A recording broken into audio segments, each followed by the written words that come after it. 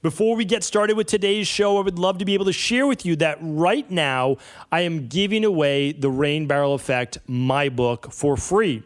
So after 3 years of it being in print and tens of thousands of people coming back and saying that the book has been able to shed some light and share with them exactly how to get well, lose the weight, and live longer, stronger in a way that they haven't seen before. So the book, the first half of the book, literally goes through the top 10 ways that we become sick, that we become unwell, how we start to gain weight and age faster. Then the second half of the book is exactly how I practice integrative health. It goes through the diet, the exercise, the stress reduction, the toxin removal, the rest protocols, the emotional balance, the scientifically backed supplements, and the success mindset you need in order to be able to fully heal. And I would love to give that book to you or one of your loved ones completely free. So right now over at StephenCabral.com, you can get that book completely free. All you have to do is pay for shipping and handling.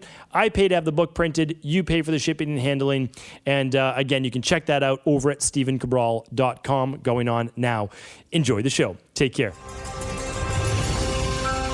Welcome to the Cabral Concept, where board-certified naturopath and integrative health practitioner Dr. Stephen Cabral shares how he was diagnosed at the age of 17 with a life-altering illness and given no hope for recovery. It was only after studying and traveling all over the world did he discover how to combine ancient Ayurvedic healing practices with state-of-the-art naturopathic and functional medicine to fully rebalance the body and re-energize it with life. It's time to discover how to get well, lose weight, and finally feel alive again. And now, here's your host, Dr. Stephen Cabral.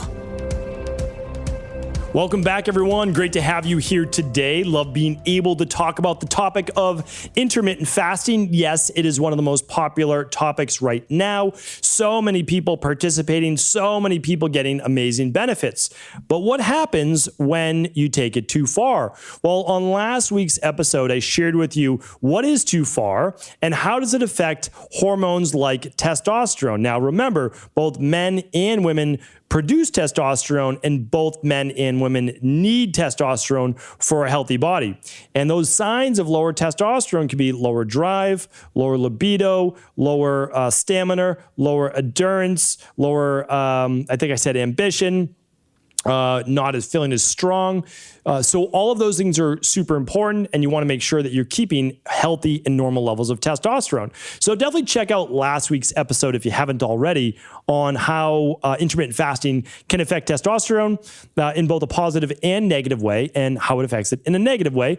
And of course, all the studies that go along with that. That was episode 2006. Today is episode 2013. So for all of today's show notes, you can always go to StephenCabral.com/2013. So to be honest, before all of the clinical research on this came out, because I've been using intermittent fasting in my practice now for 20 years. I mean, really, before, it was, it was like the thing, right? And it's not because, I was so far ahead of the curve. It's just that clinical practice you're doing, and I always related this to personal training as well. Like whatever is working, it's not going to make it in the textbooks or the research studies for about a decade, right? So that's why it's great to listen to different experts in their area on podcasts or read their books, because literally they're going to share with you what's actually working before it's even proven out in the research studies. And that makes sense, right? Because you have to actually go and get funding for these studies, and they have to be based on something. So people are saying, hey, in the real world, we see this working. Why don't you put it to the test? Why don't you research, right? So I've been using intermittent fasting for a long time. So have many of my colleagues. Again, like I'm not the only one doing this, of course. But I've always looked at it from an unbiased perspective, because the truth is, at the end of the day, my job is to help people get results. That's my only job. People can maybe enjoy listening to the podcast or reading my book or any of those things. And I appreciate that. I truly do. But at the end of the day, my job, literally my job, is to help people get results. The problem is that whatever can be really good for you could also be harmful. And that's just why I have this podcast on intermittent fasting, to just make sure that what is good for you doesn't mean that you should push it to the highest limit possible where then it doesn't become good for you. So I'm a huge advocate of intermittent fasting. Now I've been a huge advocate of intermittent fasting for 20 years. And what I want to do is just make sure we're always using it safely. So I've talked about many times how to use it safely. Again, like I said, I have a whole podcast series on intermittent fasting. It's literally called Intermittent Fasting if you want to find it on iTunes, Spotify, or any of your favorite players. But what I want to share with you again today is from a clinical perspective. We already knew that this was going to be the case, myself and many of my colleagues. Now, all the PhDs get involved and they start to do research studies, which is fantastic because now we can show you that if a woman fasts for too long or chronically does longer intermittent fasting, they're actually going to get dips in female hormones as well as thyroid. And I want to demystify this, break it down, and share with you exactly why this happens. Because if you know why it happens, then you can know how far you can push it without the negative side effects happening. Because again, we know intermittent fasting is amazing. It's the closest thing we have to the fountain of youth. But what happens when we take it too far? Okay, well, let's go over that now. So really important, like I said, that everyone is using some type of intermittent fasting. Most people are going to do phenomenally well. I'm not going to go over the quarterly and the yearly fast and those types of things, and even the weekly. But most people do phenomenally well with 12 hours overnight. And I've already given you why you should start your intermittent fast about 5 or 6 p.m. at night. Go back, check out previous shows on that because I can't turn that into this podcast. So that is not difficult, right? People are like, I can't intermittent fast, but you can just stop eating right around 5 o'clock, 6 o'clock at night. Finish your dinner. That starts your fast. I know that the food is digesting, but we don't count that as part of it. And if you go until 6 a.m. the next morning, you've already gone 12 hours, right? So it's actually not that challenging to go to 8 a.m. Now, for women, I'm going to give you exactly why. If you start to feel feelings of fatigue in the morning or during the day, brain fog, weight gain, inflammation, water accumulation where your body feels puffier, or you start to see like creases and dents on the skin from, where their clothes are fitting maybe a little too tight, excuse me. If you start to, your libido starts to go down, you just don't have the same energy or drive that you used to, or ambition. If you start to get a dysregulated menstrual cycle, where your periods are a little bit lighter, or your cycle goes longer or shorter, this can be a sign that your body is dysregulated in terms of female hormones.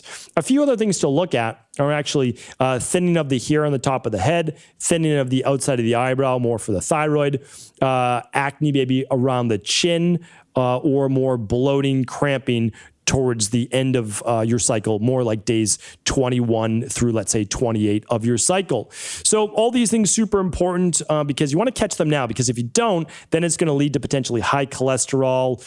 It's going to lead to more of the hair thinning, more of the low mood, more of the depression, more of the weight gain, more osteoporosis as you get older. So that's why, again, we want to check these things now. Now, I gave you most of them because those can be signs of disrupted estrogen and progesterone. But many of the same signs of low thyroid act exactly the same way. Was low thyroid, okay? Thinning of the top of the hair for women, thinning of the outside of the eyebrow, thinning of the skin, dry skin, cold hands and feet. We've got brain fog. We've got weight gain. It's lowered metabolism, right? I mean, that's what thyroid is. Thyroid's a great regulator of metabolism. And heat is part of that. Thermogenesis is part of metabolism. So you get the poor circulation, right? Low mood, tired. It's just the lows.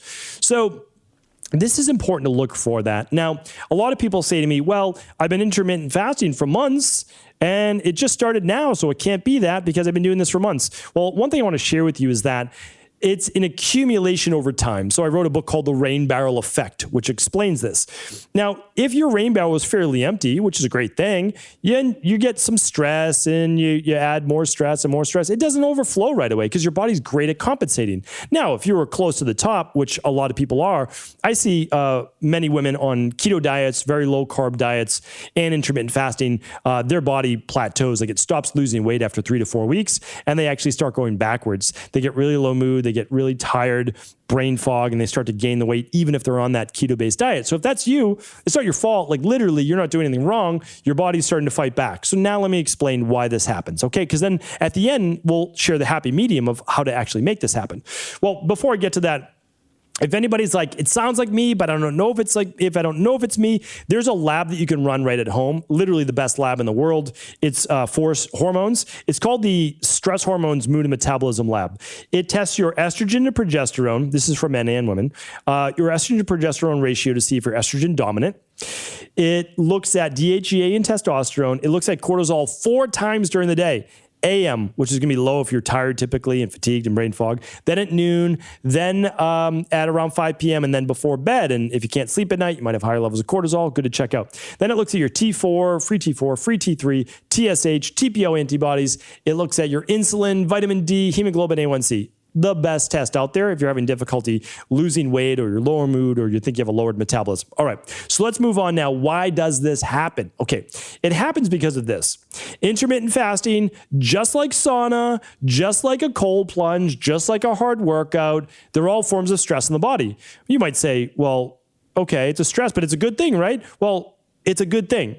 Workouts are good. Saunas can be good. Some cold baths can be good. Too much of a good thing is a bad thing in the body when the body can no longer keep up or it believes it's in a survival-based state. So again, workout's good. Grueling 2-hour workouts and not enough sleep, not enough nutrition, not good, right? So it's not for me or you to even say or decide, or your favorite guru. It's not for them to decide what is best for you. Your body is always telling you. Right? Lab testing tells you definitively, but if you listen to your body, you can also see. So what happens is this: intermittent fasting is a stress. Longer fasts are a greater stress. What is the issue with female hormones then that's a little different than men, but I proved to you last week in these studies with testosterone, when a woman's body is under stress, it has to decide, is the environment, because our body's an organism. So our organism lives within a greater organism, which is the world, nature around us.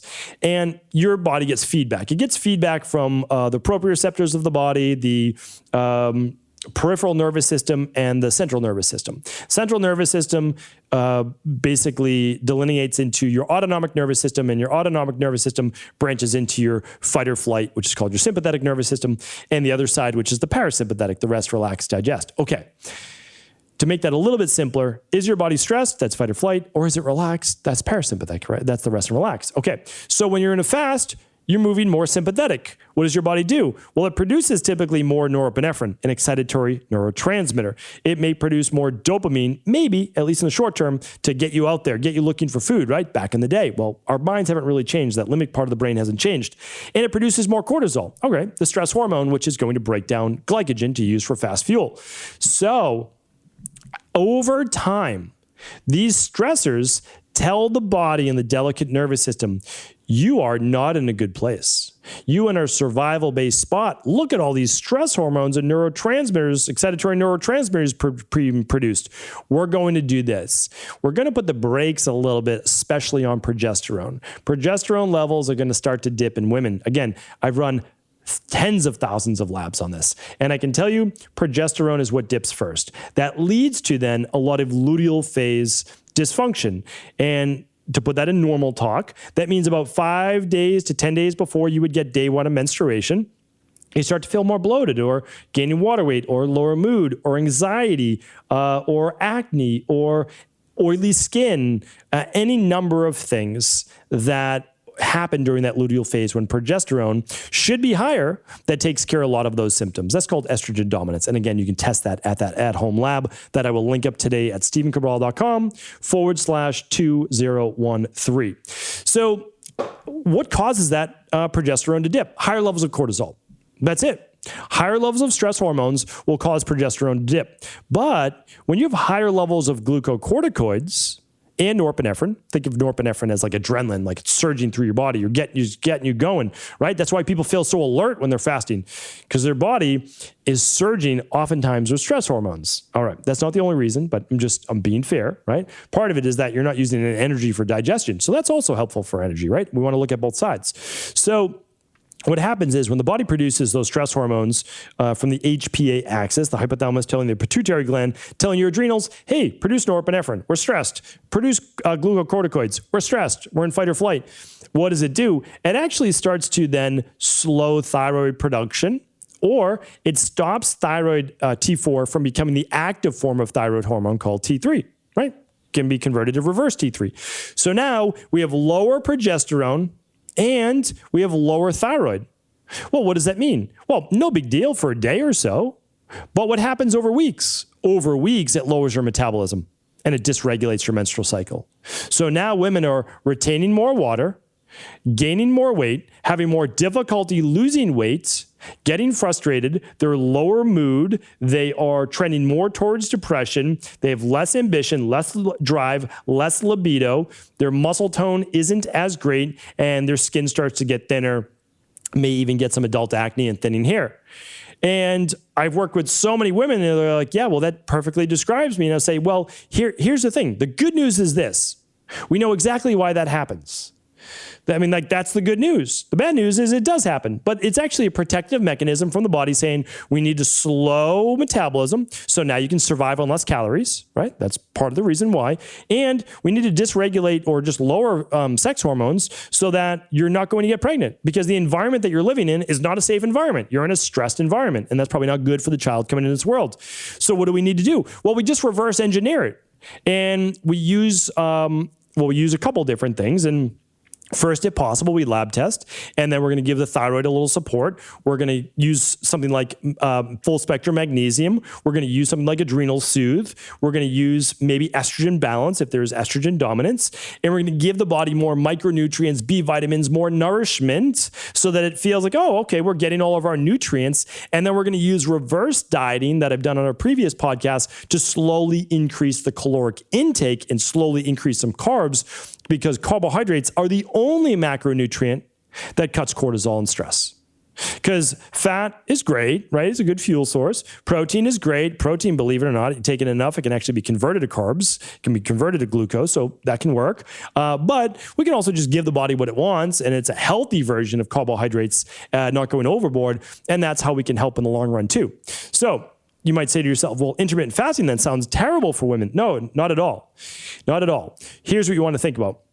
You can still do 12 to 14 hours. That seems to be the sweet spot for most women. The only thing is, when you start to get revved up from the day, that's when you typically need to have breakfast. So that's what we see from most women dealing with this. Not every woman deals with this. I'm not saying that, right? But what I am saying is you can still get all the results you want with breakfast, lunch, and dinner. You don't only have to do 2 meals a day. I mean, again, you can still get all the results you want.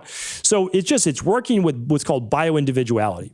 And if your body's a little bit more stressed, we can't pretend that it's not stressed. So we're still going to do 12 to 14 hours. We're going to stop eating a little bit earlier at night. We're going to start eating just something light when we start to get going for the day. You can check out my previous podcast on what to have.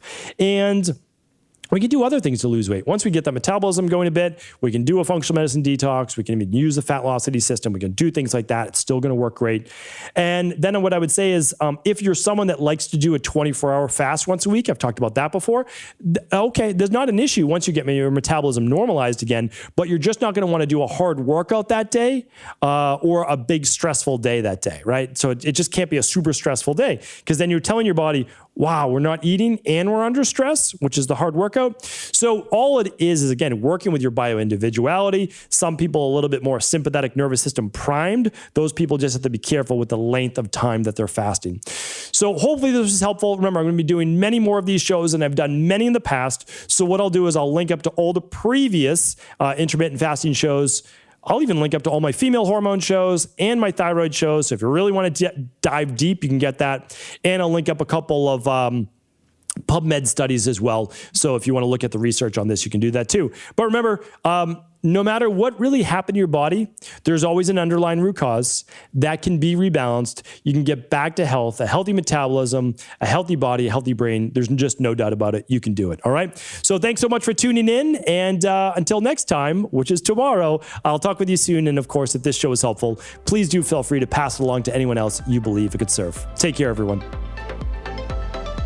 Thanks so much for joining me here today on the show. Once again, I truly appreciate you. And as a valued listener, I wanted you to be the first to know we are debuting a brand new item. This is an everyday item that's going to be great for either one of your kids going back to school or yourself getting back into the work routine. And it is a cooler bag. So it's an eco cooler bag that you're able to take with you, bring a smoothie to work, keep it cold, bring your lunch to work. You can keep it cold. Same for your kids. It has multiple pockets. It's easy to carry around. It's lightweight. It's absolutely perfect for back to that fall routine schedule. And it's yours completely free. This is a around $25 value. Yours completely free right now on all qualifying orders over at equi.life. That's eco.life. And you can pick out your favorite protocol, your favorite lab, your favorite nutritional supplements, whatever you've been looking to pick up and purchase. And right now, get a free cooler bag shipped to you completely free on all qualifying orders. I hope you enjoy it. Take some photos, tag us on social, and we'd love to see it. Take care, everyone.